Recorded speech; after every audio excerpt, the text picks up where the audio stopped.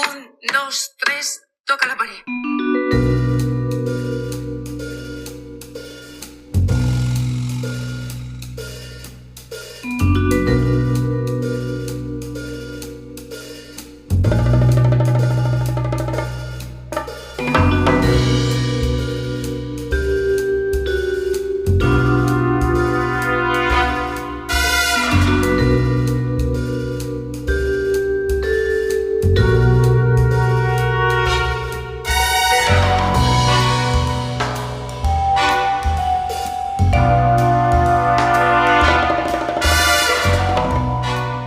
Welcome to episode 25 of the Horror Double Bill, the podcast where each week we pair two movies to create something far greater than the sum of their parts.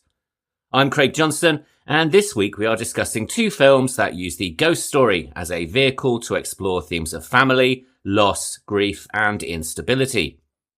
First up, we have our first Korean entry in the series, with A Tale of Two Sisters from 2003, and director Kim Jee-woon, which stars Im Soo-Jung, Jung-ah and Moon Geun-young. Then we follow this with a trip back to Spain for The Orphanage from 2007, and director J.A Bayona, starring Belen Rueda, Geraldine Chaplin, Roger Princep and Fernando Cayo. Along the way, we'll be discussing the foundations of Korean horror cinema, the career and movies of director Kim Jee-woon, the folktale Rose Flower and Red Lotus, the careers of Sergio G. Sanchez and J.A Bayona, and much, much more. But first, as always, I'd like to mention the main references and sources that I've used for this week's episode, all of which will be listed or linked in the show notes. When discussing A Tale of Two Sisters, I have referred to the books Asia Shock, written by Patrick Galloway, and Korean Horror Cinema, written by Alison Pierce. I've also referred to several of the extras that appear on the Blu-ray release from Arrow Films, including interviews with the cast and director, as well as the director's commentary, and a number of articles and interviews that can be found on the websites Cine21.com, Fangoria, and Dread Central. And when discussing The Orphanage, I have referred to various special features that appear on the special edition Blu-ray release from Imprint Films, including interviews with the cast and crew and a behind-the-scenes making-of documentary. I've also referenced the books The Spanish Fantastic, Contemporary Filmmaking in Horror Fantasy and Sci-Fi by Sheila Rowan-Legg, and Spanish Horror Films by Antonio Lazaro Rebol. And finally, I've also referenced several interviews and articles that can be found on the websites Europa Press, Culture Vulture, female.com.au, hollywood.com, Ion Cinema, and Fangoria. And with all of that being said, it's now time to get straight into our first movie of the week, which is A Tale of Two Sisters from 2003.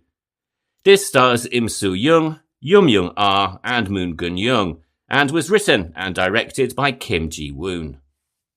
This then is our first Korean movie of the series, and full disclosure, it's certainly not going to be the last. Korean cinema has very comfortably moved into the Western mainstream over the past couple of decades. Bong Joon-ho's Parasite, released in 2019, went on to win the Best Picture at the 2020 Oscars, and Korean genre cinema has also gained a huge following. 2016 gave us both Train to Busan and The Wailing, and then there was Gonjiam Haunted Asylum in 2018, and more recently 2024's Exuma, all of which have built passionate followings, thanks to streaming platforms like Netflix and Shudder, and to boutique physical media labels like Second Sight and Arrow Films. But the history of Korean cinema, and Korean horror cinema in particular, is a rather complicated one, reflecting years of occupation, conflict, and political turmoil. From 1910 to 1945, Korea was occupied and annexed by Japan, a period in which film censorship and propaganda were tools of imperial control. All films had to be approved by Japanese authorities, who cut or banned anything that expressed Korean nationalism, depicted resistance, or were otherwise deemed quote-unquote subversive. Japanese language and cultural content was promoted, while Korean traditions and language were suppressed. In fact, from 1939 onwards, films were often required to be in Japanese rather than in the Korean language. In 1940, regulation formalised the level of control and censorship. Government-issued licenses were required for all film production and exhibition, and every film had to adhere to strict ideological conformity. This is something that we have discussed already in the series when we looked at Spanish cinema and General Franco, and Italian movies under the reign of Benito Mussolini. And similarly, most of the surviving Korean films from this period are either propaganda or sentimental domestic dramas that avoided any controversial themes. The defeat of Japan in the Second World War led to liberation, and Korean filmmakers finally had the freedom to celebrate their own culture on film. But film equipment was in a decrepit condition, and film stock was in short supply, meaning that a comparatively small number of films and newsreels were made in the second half of the 1940s. Following liberation, Korea was divided along the 38th parallel, with the northern half occupied by the Soviet Union and the southern half occupied by the US. And while the division was meant to be temporary, escalating Cold War tensions that followed World War II meant that by 1948, two separate governments had been established. The Republic of Korea, or South Korea, on the 15th of August 1948, and the Democratic People's Republic of Korea, or North Korea, on the 9th of September. And for filmmakers in the South, the US kept much of the colonial censorship system in place, creating various hurdles and obstacles for filmmakers, particularly those who were perceived as being somewhat left-wing. The outbreak of civil war in 1950 caused tremendous damage to the nation as a whole, and during this time the film industry almost disappeared altogether, although some movies were still made in the very south of the country. When the war ended on the 27th of July 1953, the country was in need of reconstruction, but surprisingly the film industry made a very quick recovery. Similarly to the film industries in post-war Italy and Britain, which we've discussed in other episodes of the series, tax cuts and the enthusiastic support of the population created a boom in film production, and Korea went from making 18 films in 1954 to 111 films in 1959. It's been said that the late 1950s make up the early section of what is now known as the Golden Age of Korean cinema, and for perhaps the first time ever, the country had a more or less normally functioning film industry. Because of this history, it's actually pretty hard to chart the beginning of genre cinema in the country. And though moralistic ghost fables had appeared as early as 1924, the first true Korean horror movie is widely recognised to be a film called The Housemaid from 1960, a movie that is widely credited as launching the first cycle of modern Korean horror. Not to be confused in any way with the 2025 Sydney Sweeney and Amanda Seyfried movie, the film has been name-checked by Bong Joon-ho as inspiring his film Parasite, and is widely recognised as being one of the most important Korean films of all time. A domestic horror story, it tells the story of an upper-middle-class family who make the mistake of inviting a predatory and manipulative housemaid into their home, resulting in infidelity, infanticide, and far worse. Despite being described by critics of the time as vulgar, excessive, and grotesque, the film has had a huge influence, both on Korean cinema in general and on the birth of a psychosexual series of women's revenge films, including supernatural revenge movies like A Devil's Homicide, released in 1965, The Public Cemetery, Under the Moon, in 1967, and A Resentful Woman from 1973. These films all feature a figure known as the Won-hon, a resentful and unresolved female ghost who seeks revenge for a death that has usually been caused through family conflict or sexual assault. Through the 1960s and the 1970s, Korean horror largely, though not exclusively, focused on tales of the supernatural, and were often based on folklore, though it's also worth mentioning that the 1960s saw the emergence of the giant monster movie, similar in vein to the Japanese kaiju, and which included Space Monster Wang Magui and Yongari, Monster from the Deep, both released in 1967. This, though, is not to suggest that the 1960s were a great period of creative and artistic freedom. In 1962, the country came under the rule of Park Chung-hee, who seized power after a military coup in 1961 and became the third president of South Korea. In the same year, the Motion Picture Law, or MPL, was introduced, and with it came a new wave of control and censorship. Film producers were licensed, film import and export was regulated, and once again pre-production and pre-screening permissions had to be obtained via the Ministry of Public Information. This law would be revised multiple times in 1963, 1966, 1970, and 1973, and this final revision dramatically strengthened the censorship measures that were in place and required films to pass multiple censorship viewings. Realistic films, or those with social commentary, were pretty much extinct, and escapist cinema ruled the screens, used strategically as distraction from political discontent. Park Chung-hee was assassinated in 1979, leading to military rule under Chung Do-hwan, who introduced what has become known as the 3S strategy, promoting the consumption of sports, screen, and sex as a distraction from political turmoil and human rights abuses. Censorship on sexual content and violence became quite relaxed, and horror became more erotically charged. Suddenly at Midnight, released in 1981, was essentially a remake of The Housemaid, but with more nudity and violence, and is, by all accounts, a rather good film. Reportedly, several films from this period examined family dynamics. For example, Woman's Wail, released in 1986, features a vengeful spirit who passes herself off as human and then murders the members of a family one by one. But while the 1980s is often seen as a classic period for horror in the US and Europe, my research would suggest that the same is not really true for Korea, and by all accounts the quality of film produced in this decade is inconsistent to say the best. It wouldn't be until the late 1990s that the second wave of great Korean horror would emerge, and that's a wave that very much continues today. The film that is largely seen as reinvigorating the genre is the movie Whispering Corridors from 1998. Released after the fall of the Chun Do-hwan dictatorship a year earlier, the film is as much a commentary on authoritarianism as it is a horror story. Set in an all-girls school, the movie depicts the spirit of a former student who returns from the dead to expose the cruelty and corruption of the school system, and was so successful that it would go on to spawn 5 further movies, albeit they are linked only by title as opposed to character or location.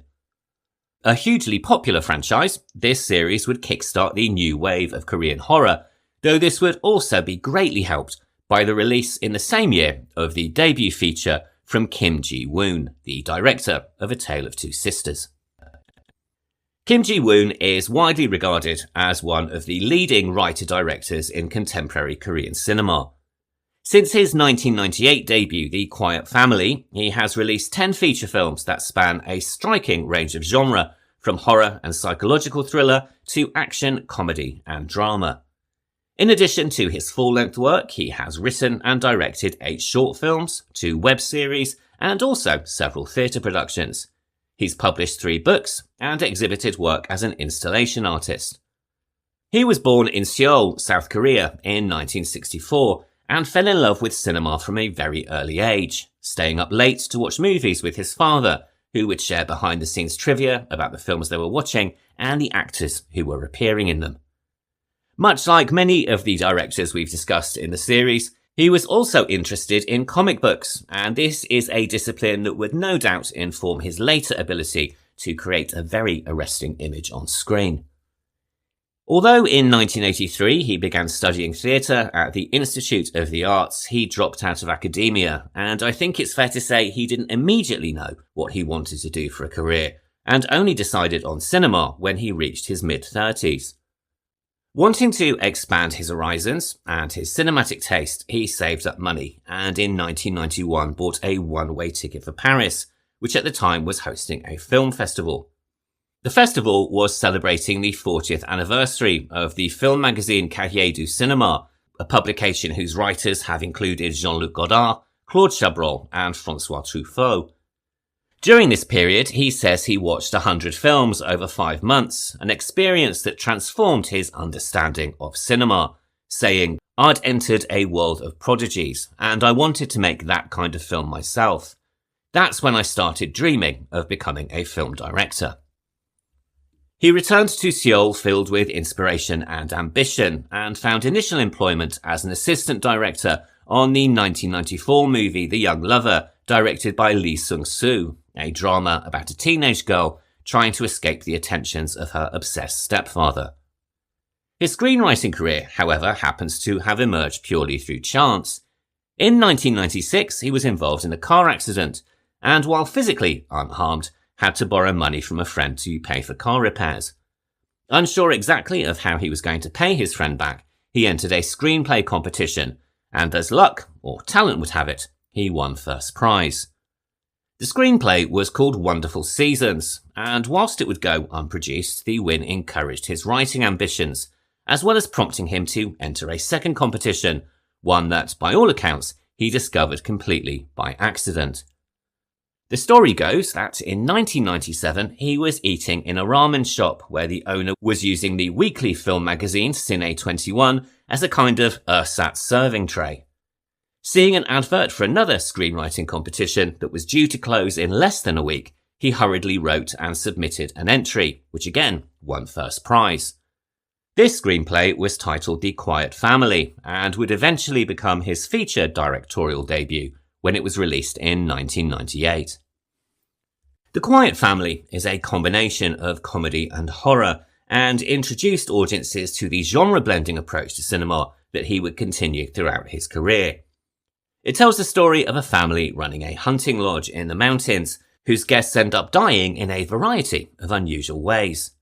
It was a huge success and was nominated for Best Film at the 1998 Sitges International Film Festival, but it also went on to win several other international awards, and these include Best Film at the 1999 Fantasporto International Film Festival in Portugal, and Best Film and Best Director at the Malaga International Week of Fantastic Cinema in 2000. As some of you may have realised, it was loosely remade in Japan in 2001 as The Happiness of the Katakuris by director Takashi Miike, as well as inspiring 3 different versions from India that were all produced in the mid-2010s. He followed this in 2000 with the sports comedy The Foul King, which tells the story of an incompetent bank clerk who becomes a professional wrestler. This again would bring him to the attention of the international festival circuit, winning Best Director at the 2001 Milan International Film Festival and an Audience Award at the Far East Film Festival in Udine in Italy. In 2002, he made a short film called Memories, which would go on to form 1/3 of the omnibus movie 3. But it would be in 2003 that his career would really take off, and this was with the release of A Tale of Two Sisters, the first of this week's movies, and which would go on to become one of the highest grossing Korean horror films of all time. He followed this in 2005 with the quite stunning film A Bittersweet Life, and this is an incredibly stylish noir gangster movie starring Lee Byung-hun. In this, Lee plays a hitman who becomes a target when he disobeys his boss's orders, and gives a performance that was praised by Empire magazine as star-making, as well as winning him Best Actor at the 25th Korean Association of Film Critics Awards. Overall, the film itself was nominated for 19 international awards, and it won 8 in total. And as of the time of recording, it's available for streaming on Shudder and the Arrow Player. Even if you don't normally like gangster movies, I highly recommend it. And if I thought I could get away with discussing it as part of this series, then I probably would. But I suspect its inclusion here might be a little too tenuous, even for me. Lee Byung-hun would also star in Kim's follow-up movie, 2008's The Good, the Bad, the Weird, a film described as a kimchi western, which is of course inspired by the 1966 spaghetti western The Good, the Bad and the Ugly. This would go on to earn over $44 million worldwide, making it the second highest Korean film of 2008, and one of the highest grossing Korean films of all time. Like its predecessors, it was nominated for a multitude of international awards and won 10, including Best Director and Best Cinematography at the 2008 Blue Dragon Awards and Best Director at the 2008 Sitges International Film Festival. Although it was reviewed favourably by most critics, who described it as great fun and quote-unquote palate-tingling, some were a little more critical, suggesting that it outstayed its welcome and also commenting negatively on the use of violence. I haven't seen it yet, so I can't really comment, but I will say that those critics concerned about the level of violence really had no idea what was going to come next. In 2010, Kim released I Saw the Devil, an incredibly brutal and violent thriller that would also mark the first time he directed someone else's screenplay, this time from the writer and director Park Hyung-young.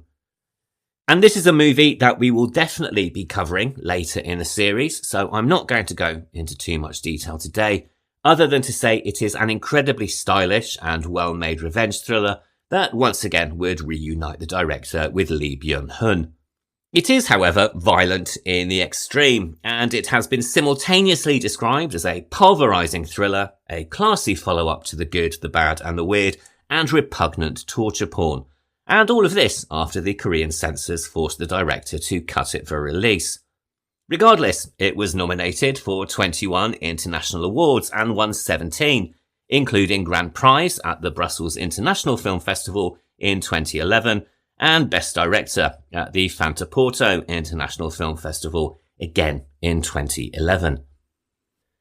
Needless to say, all of this success caught the attention of Hollywood, and 2013 saw the release of his Hollywood directorial debut, The Last Stand, a film that would star Arnold Schwarzenegger in his first leading role since Terminator 3, a decade prior. Receiving very mixed reviews from critics, it was not a huge commercial success, and Kim would return to South Korea, where he directed the 2016 spy thriller The Asia Shadows, which would go on to become the country's official submission to that year's Academy Awards, although it would receive no nominations. It topped the South Korean box office for 3 consecutive weeks, and has received considerable critical acclaim. As of the time of recording, it also currently holds an approval rating of 100% on Rotten Tomatoes, if rating on Rotten Tomatoes is your thing. Given the awards history of his previous films, I'm sure it will come as no surprise at all to know that it was nominated for many awards internationally, and also won Best Film at the 36th Korean Association Film Critics Awards. 2 years later, he released Ilang, the Wolf Brigade, a live-action adaptation based on a 1999 Japanese anime, and this again would receive a mixed reception, both critically and commercially.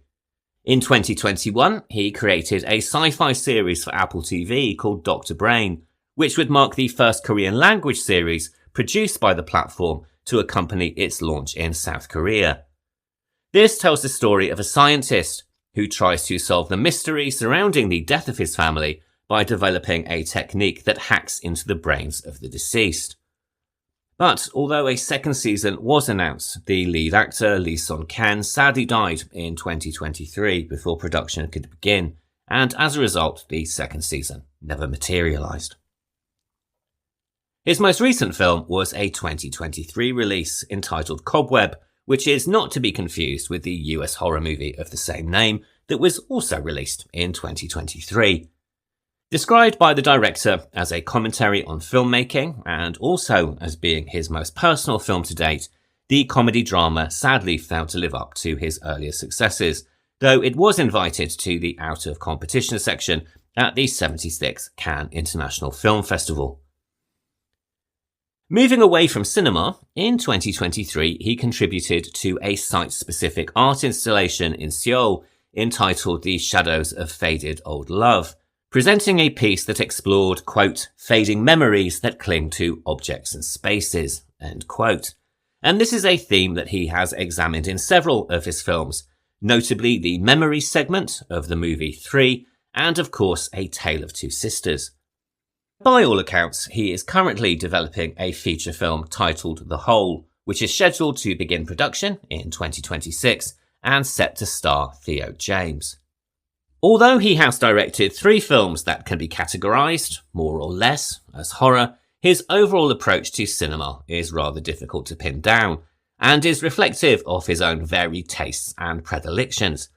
In an interview in July 2024 on the website koreanculture.org, he is quoted as saying, quote, "I really love genre films, so I wanted to make films in all my favourite genres. I was curious about what would come out if I mixed the conventions and cliché of specific film genres with my own unique style. That curiosity is what drove my work. I have no idea what audiences want, so I just made the films I wanted to see. Some of my films have been box office successes, but I regard all of my films as being personal. In the future, I think I'll keep focusing on what resonates powerfully within me." End quote. And with all of that being said, we are now getting into the plot of his third movie, A Tale of Two Sisters, a film that has more than a few twists and turns in its narrative, all of which I am going to spoil over the course of this discussion. So it goes without saying, but I'll say it anyway. If you haven't seen the movie yet, it really is time for you to press pause and watch it before continuing any further. To be completely clear, I am about to give the whole plot of the film away, so please do consider watching it before you listen to any more of this week's episode. A Tale of Two Sisters is inspired by a Korean folk tale from the mid-17th century, which is known more commonly as the story of Rose Flower and Red Lotus. Supposedly based on a real-life crime from approximately 1656, the basic narrative was shaped into fiction and expanded on over the 18th and 19th centuries, when it was committed to print, first in woodblock and then in manuscript form. Similarly to many Western folk and fairy stories, the narrative centres on a family disrupted by death and the arrival of a quote-unquote wicked stepmother, something that we see in stories as varied as Cinderella, Snow White and the Juniper Tree, to name just a few. Although there are several versions of the folk story, the basic tale tells of a couple who are desperate for children, and whose wish is granted after the wife has a dream in which an angel gives her a beautiful flower. When their first baby girl is born, she is named Rose Flower, and 2 years later, she is followed by a little sister, who they call Red Lotus. But, as is the way with such stories, their happiness is short-lived, and the mother dies when Red Lotus is just 5 years old. To continue his family line, the father remarries to a woman who is both ugly and cruel, and who hates her stepdaughters with a passion. This hatred is hidden until the stepmother has 3 sons in a row, which according to the patriarchal society of the time gave her a huge amount of family power, something that she exploited by treating the girls with incredible cruelty. Time passed and Rose Flower came of age and was engaged to be married. But the wicked stepmother did not want to spend any of her son's future inheritance on the event, and so came up with a plan. Depending on what version of the story you are reading, she then ordered her oldest son or her henchman to kill and skin a rat, and put it in Rose Flower's bed. In the morning, she told her husband that she had a terrible dream about her eldest stepdaughter and took him into the girl's bedroom. Pulling back the covers, they discovered the body of the dead skinned rat, and the stepmother convinced everybody that this was in fact the result of a bloody miscarriage, something that indicated sex outside of wedlock and that would bring great shame upon the family. Ashamed and terrified, Rose Flower ran from the house to a small pond in a nearby wood, and here, again, depending on which version of the story you are reading, she either took her own life or was murdered through drowning, either by her stepmother's henchman or her eldest son. Even this, though, was not enough for the stepmother to learn her lesson and change her ways, and she continued to persecute the surviving sister Red Lotus, who eventually, grief-stricken and unable to bear the horrific treatment any longer, threw herself into the same pond where her sister had drowned.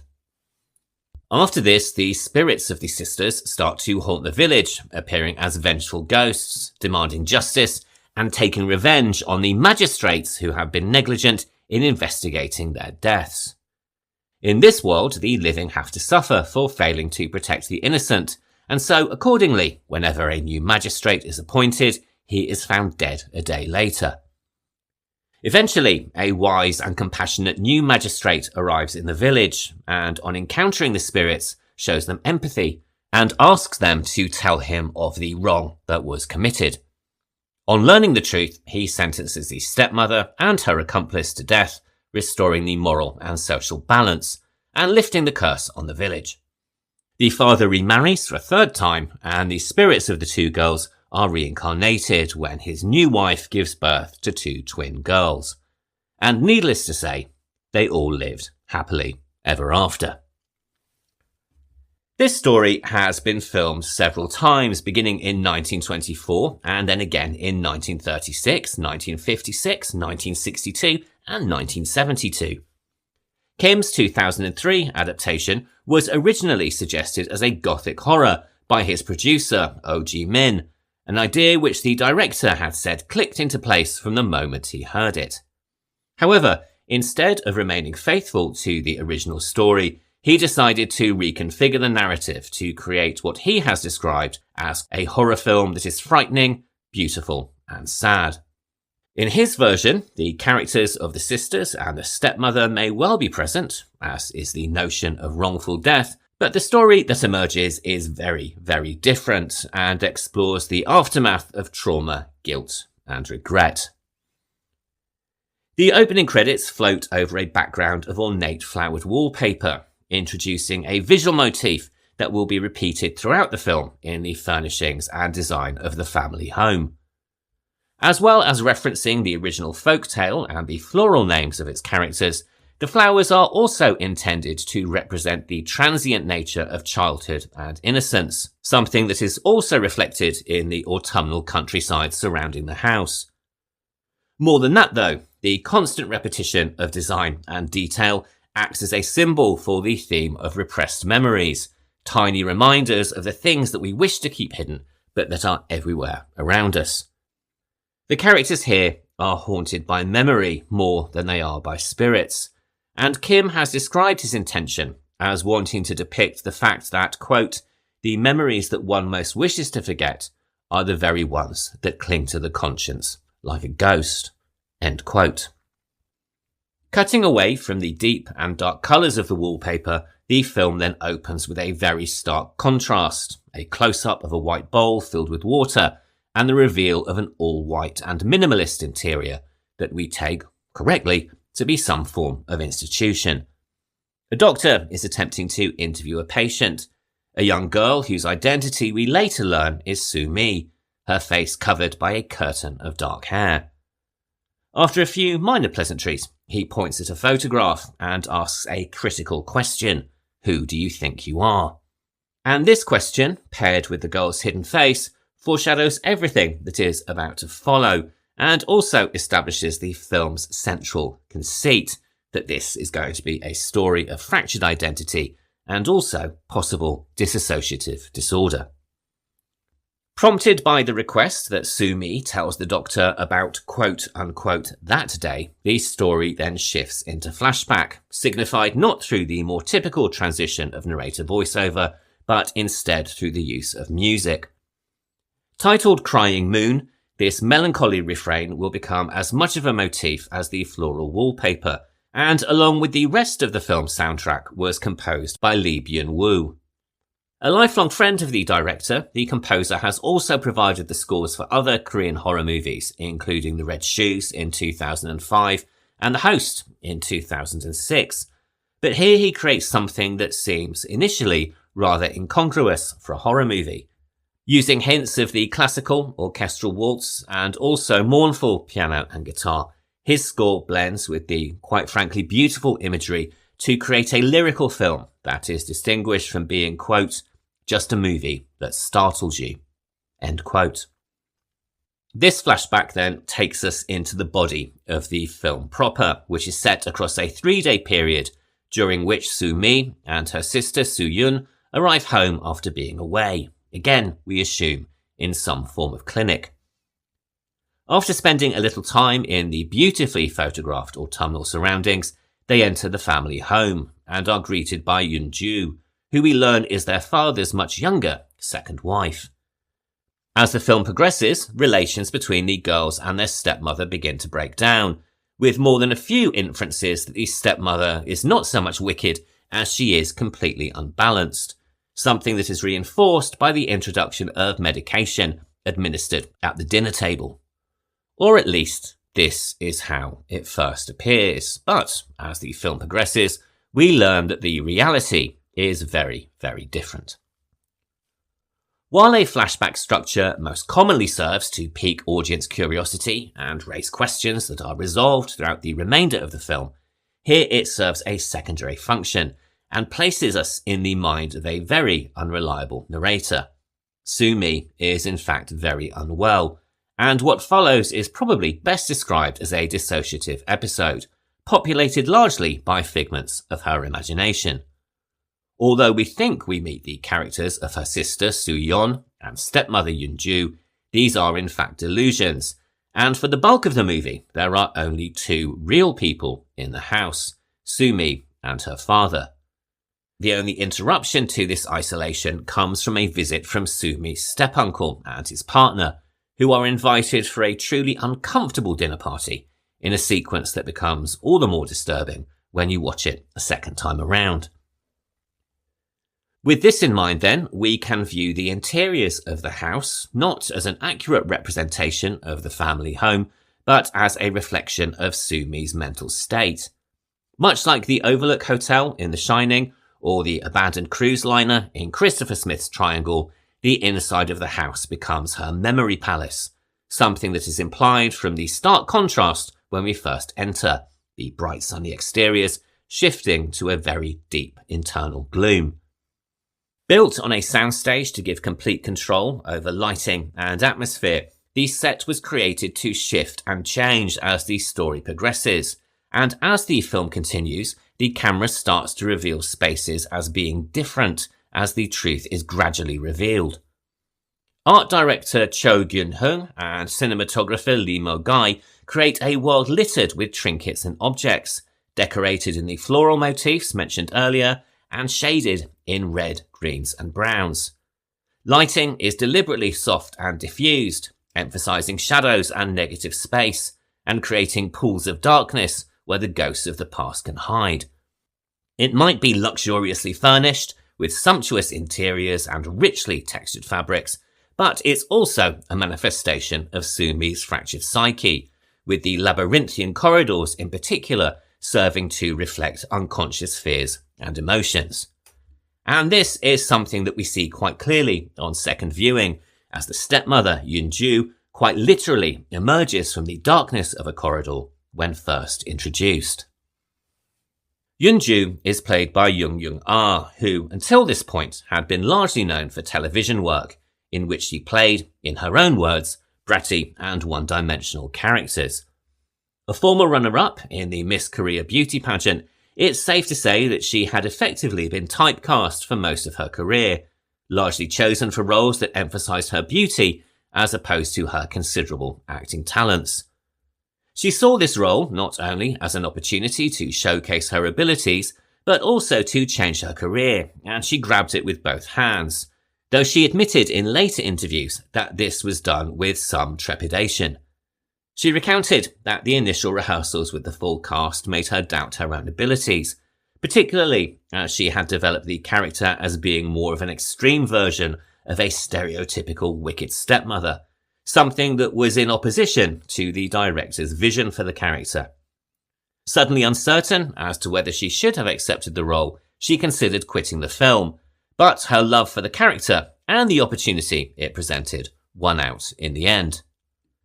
Realizing that she had to surrender completely to the director's vision and trust in his guidance, across the movie, she portrays a character that alternates between formal, rigid and uptight, and disheveled, manic and desperate, and it's quite frankly a mesmerizing performance, both as the imaginary figure and the flesh and blood version, who appears toward the end of the film. In interviews, she has highlighted the importance of the interactions between her character and her stepdaughter, as she acts as the girl's shadow, giving voice to her darker thoughts, asking why she came back to the house, telling her that she's not well yet, and reminding her that life is not as perfect as she imagines it to be. She is also the character that provides hints to the viewer as to the true nature of what we are seeing. She laughingly points out the fact that all three characters have their period at exactly the same time, and also gives voice to the overall theme of the movie, as she says at the climax, quote, "You know what's really scary? You want to forget something totally, wipe it from your mind, but you never can. It won't go away, and it follows you around like a ghost."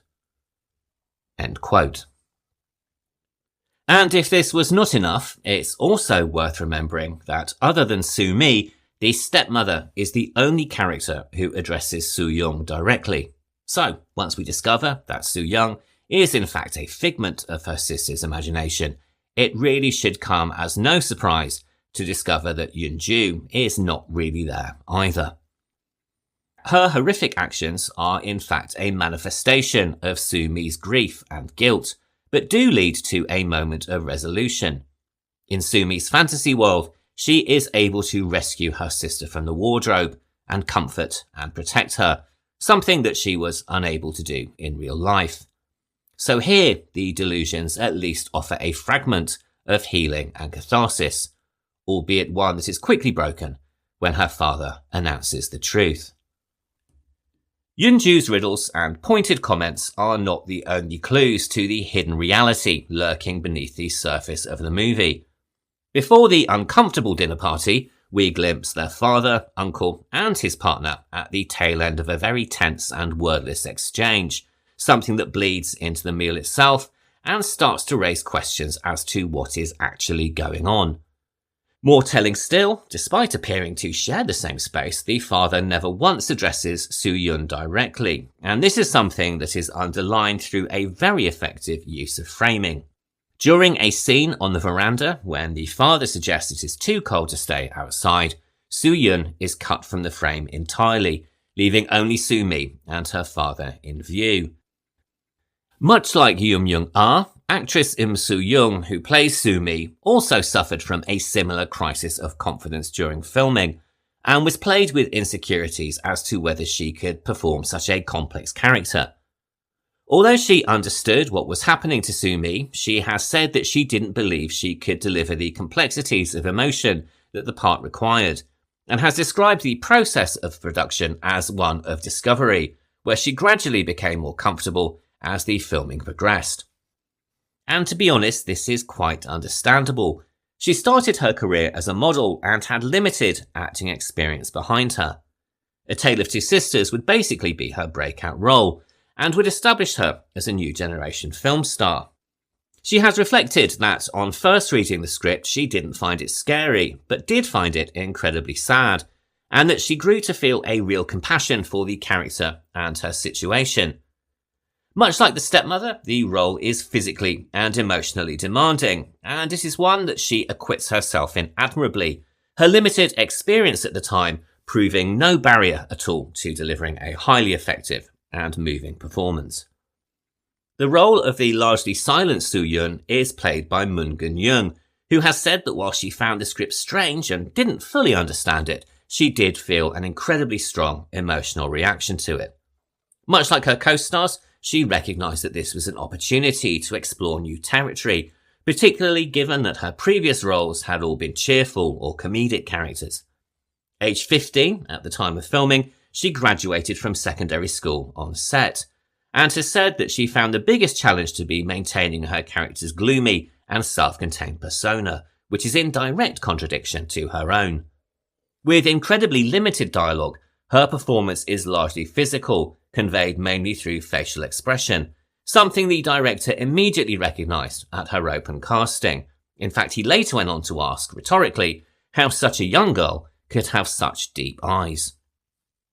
The reveal midway through the movie that her character is dead comes not just with surprise, but also with a terrible sadness, her screams of realisation and horror sending a jolt through the viewer as the camera shares her perspective and pulls away from Soo-mi with a shuddering and jerky motion.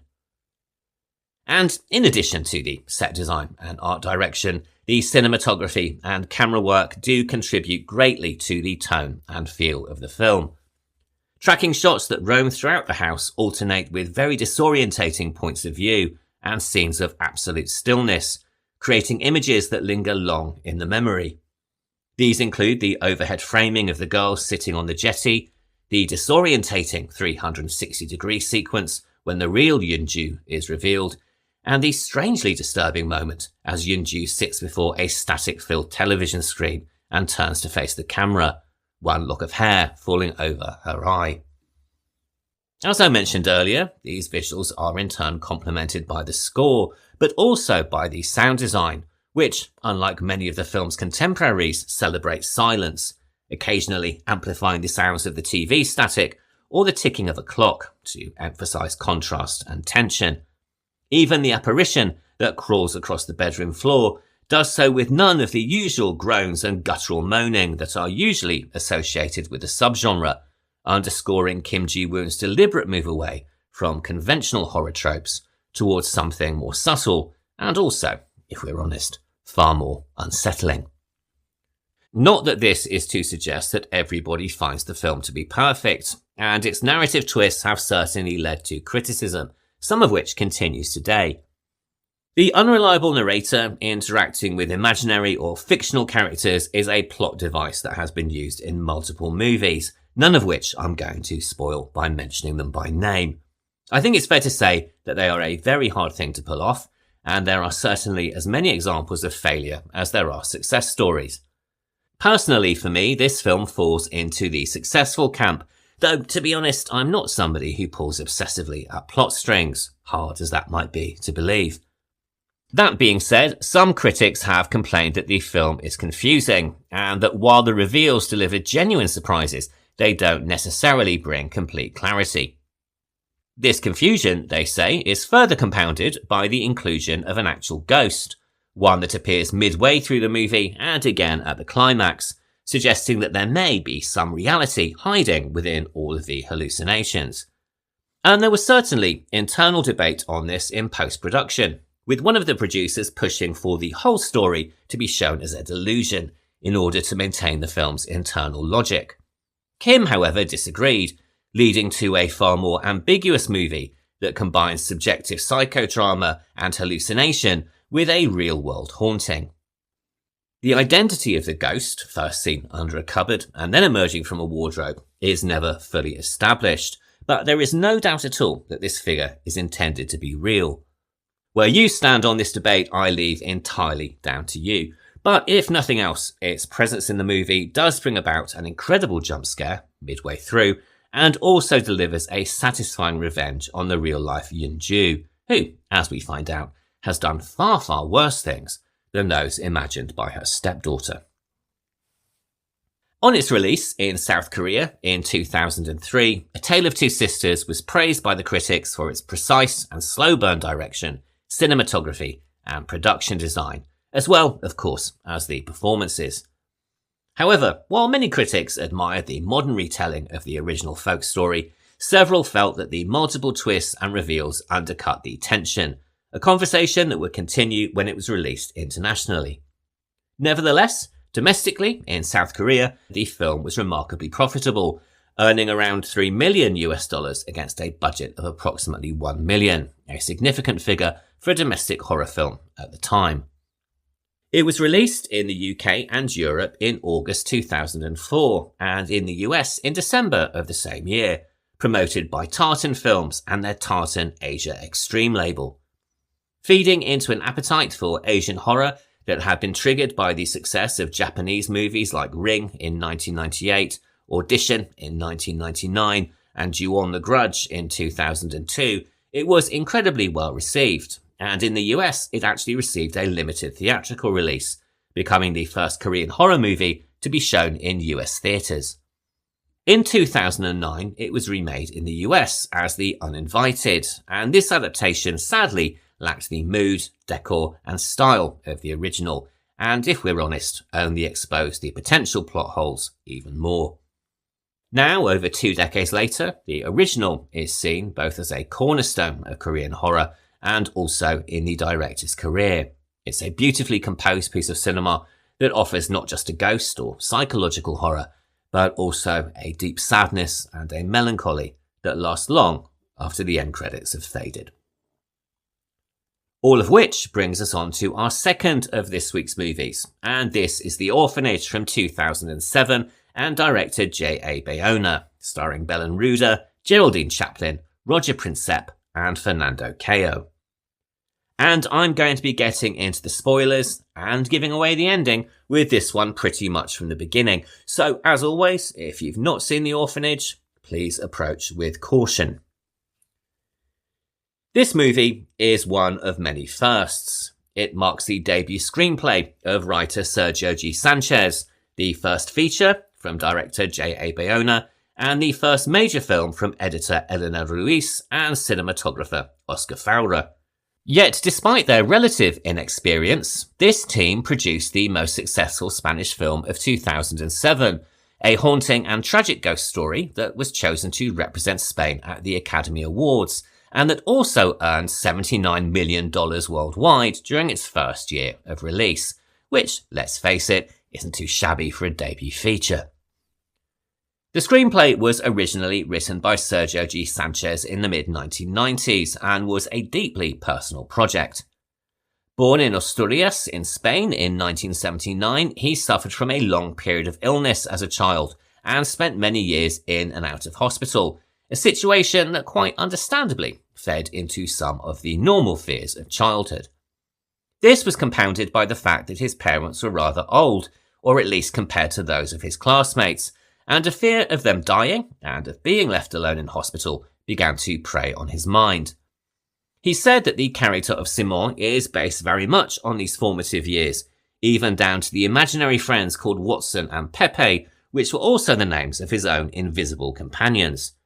And much like Simon, the young Sanchez would also drive his mother to distraction as he moved items around the house, in order to prove that Watson and Pepe were, in fact, real. Fascinated by cinema, after seeing Star Wars, he first studied English philosophy at university, and on gaining his degree moved to Madrid, where he studied film at ICAM, the School of Cinematography and Audiovisual Arts. And although his career started as a screenwriter, his intention was always to direct. The writing then was a means to an end, allowing him to build stories that he hoped one day to direct himself. The first draft of The Orphanage was his very first screenplay and was completed around 1998 when he was 25 years old. As well as the anxieties of his formative years, the story was also informed by childhood classic Peter Pan by J.M. Barrie, a story that he says explores the frontier between childhood and adulthood and fantasy and reality. He's gone on to describe The Orphanage as an adult perspective on that story, with Laura as the figure left behind when the children go to Neverland, the one who grows old while they remain forever young. And this sentiment is verbalised by Simon early in the proceedings, as he reads what else but J.M. Barrie's Peter Pan. "I won't grow old," he insists. "I'm not going to grow up." And on second viewing, of course, that statement carries multiple meanings. He could, of course, just be quoting from the story, but then again, he might be referring to his imaginary friends, his HIV positive status, or even predicting what is yet to come. Simon is played quite beautifully by a very young actor called Roger Princep, who was 7 years old at the time of filming and was here making his screen debut. Chosen after an extensive casting process involving hundreds of child actors, he quickly became the clear first choice, impressing everybody with a very natural and unaffected performance. His lack of experience, however, did present challenges. As Bayona later recalled, he was always brilliant on the first take, but became mechanical on subsequent ones, and this required dialogue and direction to be adjusted in between takes to keep his performance spontaneous. Regardless, his presence forms the shining heart of the film, and his relationship with Laura feels utterly convincing, something that Bayona deliberately nurtured by encouraging Belen Rueda and Princep to spend as much time together as possible, strengthening their bond before and during production. In addition to J.M. Barrie, there are references to fairy tale, with the Trail of Seashells echoing Hansel and Gretel, folk legends of doppelgangers, and allusions to classic ghost stories, most notably the ambiguous hauntings of Shirley Jackson's The Haunting of Hill House and Henry James's The Turn of the Screw. And much like those stories, and some of their film adaptations, this movie can be read on two levels. It could indeed be the story of an actual haunting, or it could all be the fantasy of someone driven mad through grief, a theme that we've already discussed with A Tale of Two Sisters. But although the screenplay was finished in the mid-1990s and was intended as his directorial debut, production studios were not convinced by the material, feeling that the combination of horror and melodrama really didn't work well together. Ultimately, they were looking for something far more conventional, with an archetypal horror villain, something that Sanchez was really not interested in providing, saying, quote, "Everything that I thought was special about the movie, they hated. All of the things that made the script so great and so different from the usual horror movie were the things that they kept rejecting." End quote. Undeterred, he decided to make a short movie, 7337, a ghost story inspired by the Spanish Civil War.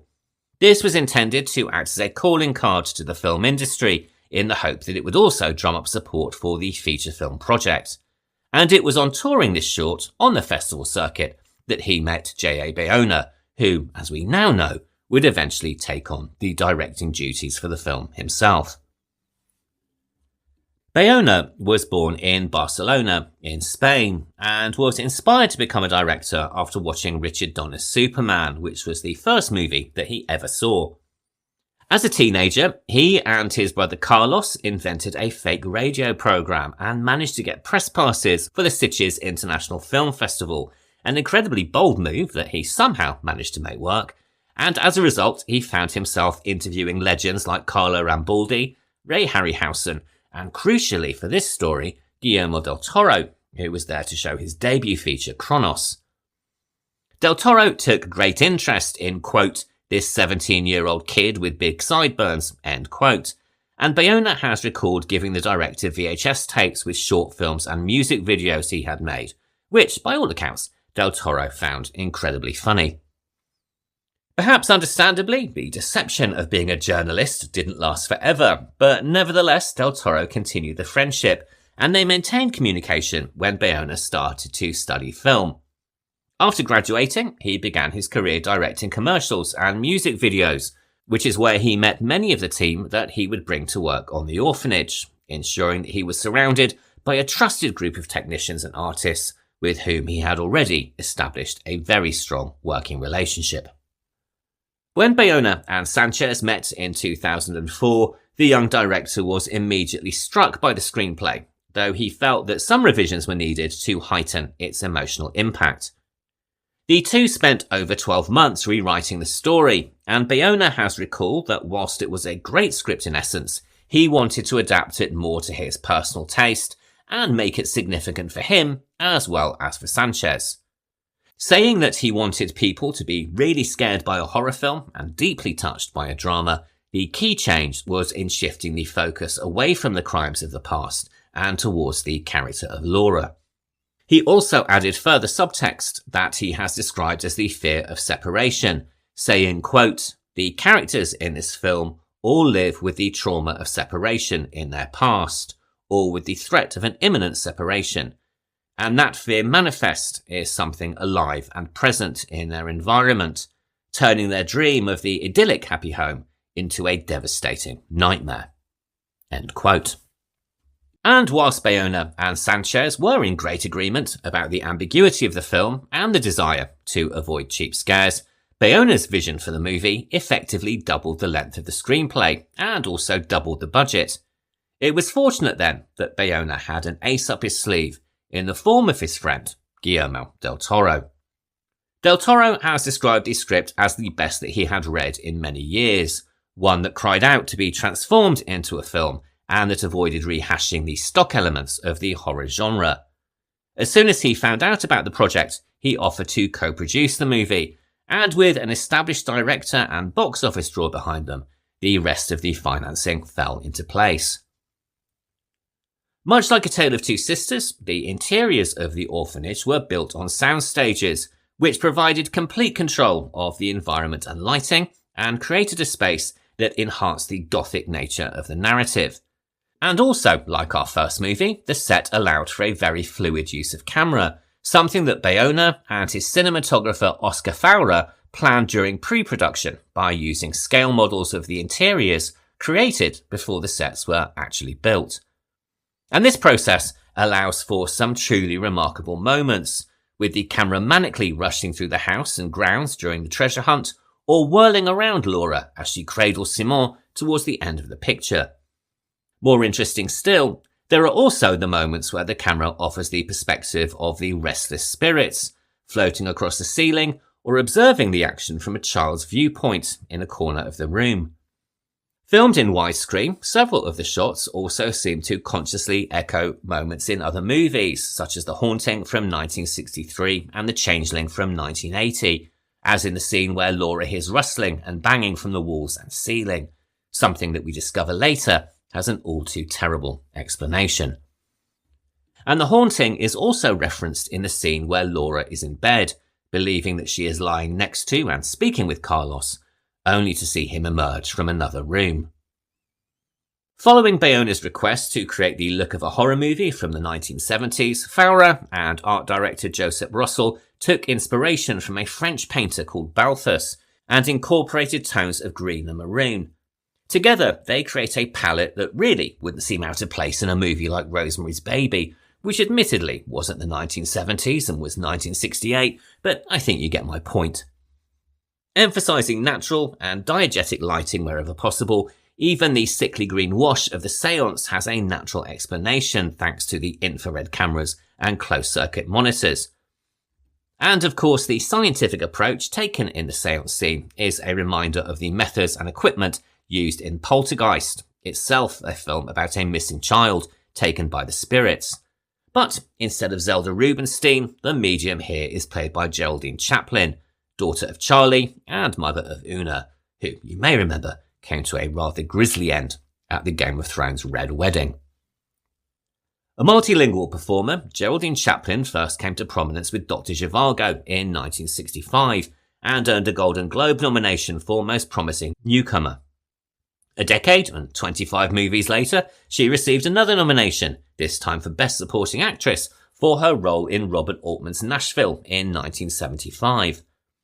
But despite success in the United States, including appearances in several other Robert Altman movies, her career truly took off in Europe.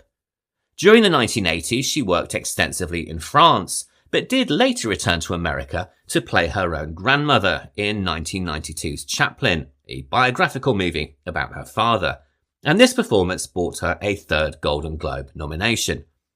She also went on to appear in Martin Scorsese's The Age of Innocence in 1993 and Franco Zeffirelli's Jane Eyre in 1996.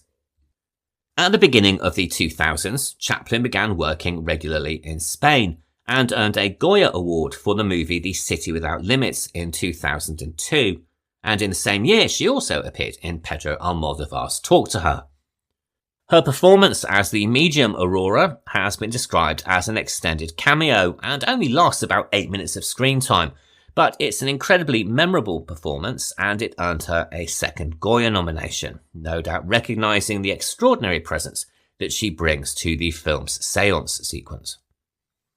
And the way that this sequence unfolds was in fact typical of the way that the team worked and required them to resist their natural instincts to play with the more obvious.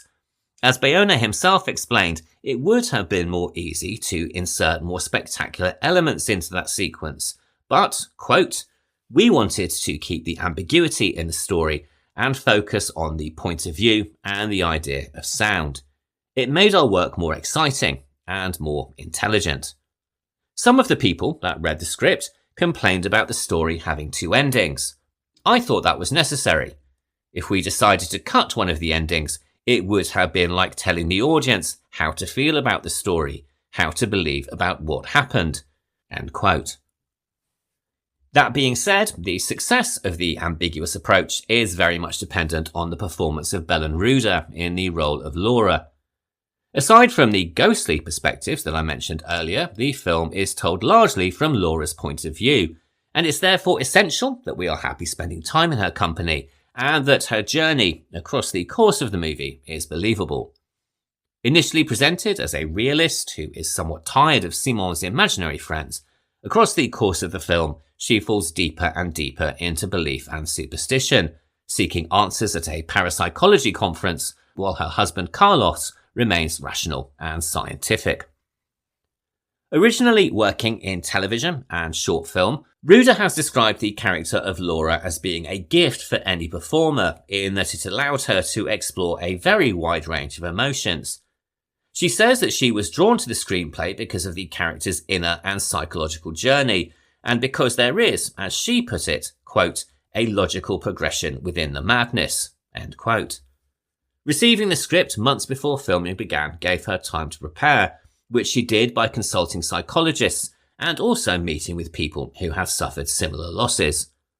On one occasion, she spoke with a family who had been searching for their missing daughter for 9 years and had even written a manual to help others facing the same ordeal. One of the key points they made in the manual, she said, was not to turn to people who claim to have quote-unquote special sensitivity, because in moments of extreme distress, you may find yourself doing things that you would never do in ordinary life. In addition to this research, she also explored other cinematic references, including Rosemary's Baby and Melinda Dillon's character in Close Encounters of the Third Kind, influences that she said were largely due to Bayona's own cinephilia. But the performance she delivers here is no mere imitation of cinematic predecessors. It is one of great depth and conviction, something that she developed emotionally, but also physically. Over the course of filming, she lost 8 kilos to convey not only Laura's emotional unravelling, but also her physical deterioration, something that comes to a devastating climax in the final moments of the movie. Her husband, Carlos, played by Fernando Cayo, clings to reason, while his wife appears to drift further into fantasy. Like Laura, he undergoes a journey of his own, evolving from a man who jokingly asks if she's planning to bash an intruder's head in, to one who battles her desperately in an attempt to impose rational explanations on the inexplicable. It's really hard to not feel sympathy for him as the story unfolds, and despite his frustration and disbelief, ultimately he is a man trying to hold together the last remnants of his family, and by the film's climax, he is left with absolutely nothing. Much like A Tale of Two Sisters, The Orphanage gives not one ending but two, one that is grounded in reality where the truth is revealed, and the other with a more supernatural tone. And as with that earlier film, this dual ending has drawn criticism, both during development and also after the film's release. But according to Sergio G. Sanchez, despite the screenplay evolving through 20 drafts, the ending was the one element that was unchanged throughout. His intention was to create a conclusion that could be read in multiple ways, depending on whether the viewer accepts the supernatural aspects or interprets the film completely psychologically. The film opened at the Cannes Film Festival in May 2007, where it received a 10-minute standing ovation. In Spain, it received widespread critical acclaim and won multiple Goya Awards, including Best Original Screenplay and Best Director. And, as I mentioned earlier, this success extended well beyond Spain, and indeed well beyond Europe. Building on the appetite fostered by Pan's Labyrinth in 2006, audiences were primed for Spanish-language genre cinema, a view that was reflected by many critics of the time. In the States, Roger Ebert called the film an excellent example of why it is more frightening to await something than to experience it, while Variety described the film as a fastidiously grim ghost story that rattles the bones of the haunted house genre. Meanwhile, in the UK, The Guardian focused less on the supernatural and more on the psychological, describing it as a disturbing and intelligent and compassionate dramatisation of loss and bereavement, while Time Out magazine highlighted, quote, an extraordinary performance by Belen Rueda, which is the beating heart and tortured soul of the film, end quote.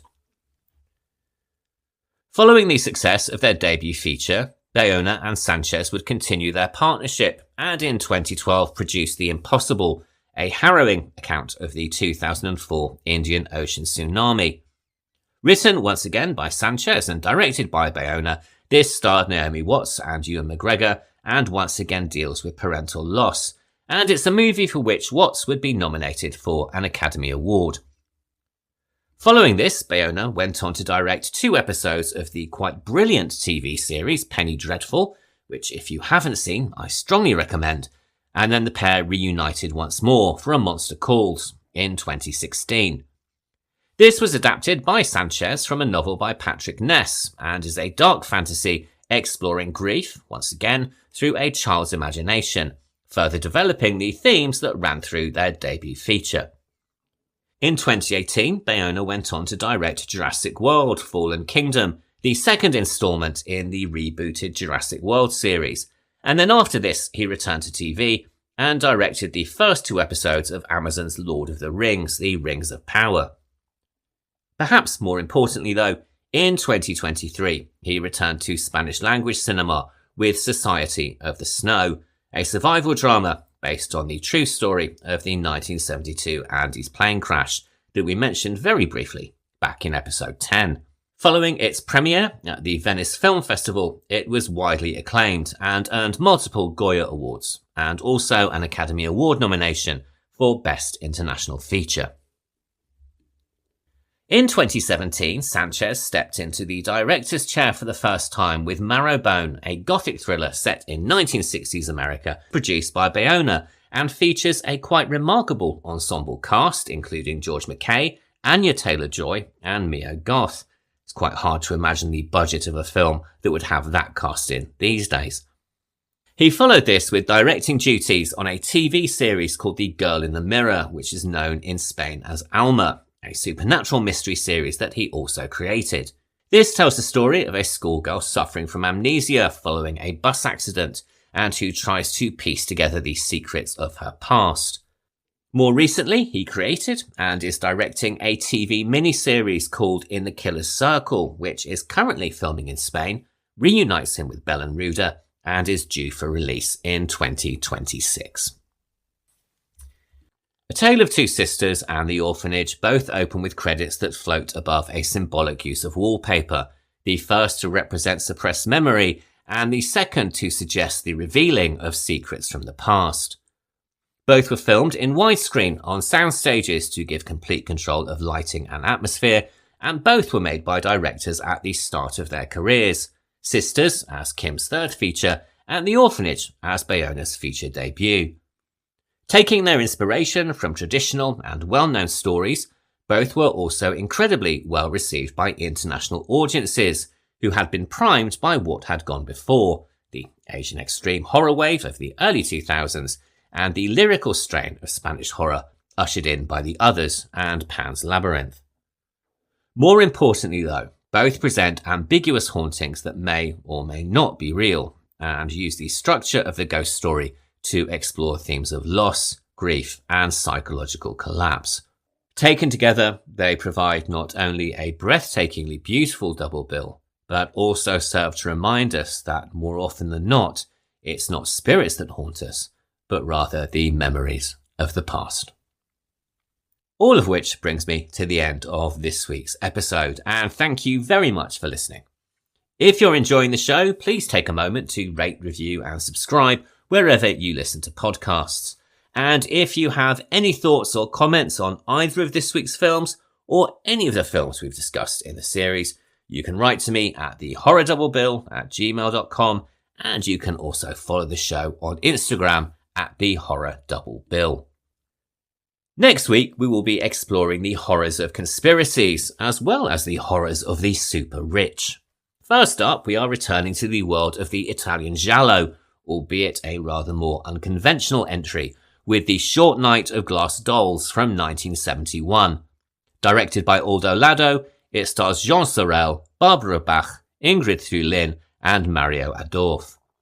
Then we follow that with, what else but The Conspiracy from 2012, a faux documentary horror from director Christopher McBride, starring Aaron Poole and James Gilbert. If you want to watch along, as of the time of recording, Short Night of Glass Dolls is currently available in its English dubbed version for free on YouTube, and is also available for rental from Amazon Prime, while The Conspiracy is available for streaming on the Arrow Player, Apple TV, and again, Amazon Prime. So I'll be back next Sunday for the discussion, and until then, thank you once again for listening, and have a really great week. Goodbye.